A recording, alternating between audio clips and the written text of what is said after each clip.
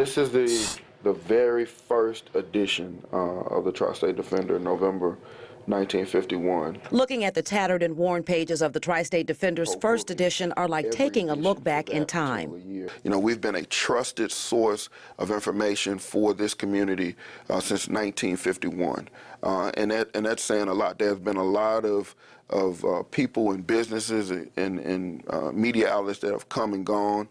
Burnell Smith took over running the paper in 2010. 3 years later, he bought the new Tri-State Defender and continues the legacy that has made the paper a community staple. We really give an honest view from the perspective of African Americans, and that's what's missing. That voice is missing a lot of times.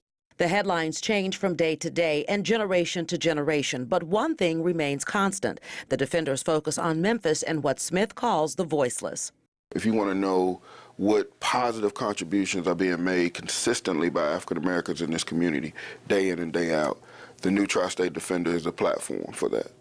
Once the paper was only available in about 150 locations, but now you can pick up a Tri-State Defender in over 300 locations across the Mid-South. It's about making this resource of information more widely available to the community.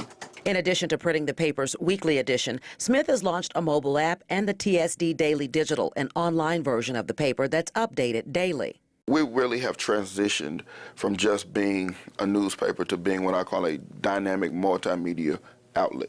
Since taking over the paper, Smith says he's most proud of the growth and the slate of galas the paper sponsors to recognize the contributions and accomplishments of Memphians, including the Best in Black Awards, Women of Excellence, and this month's Legends and Leaders Gala. It really just goes back to acknowledging many who have many times been unsung, you know, who have not gotten the just due and the recognition that they deserve.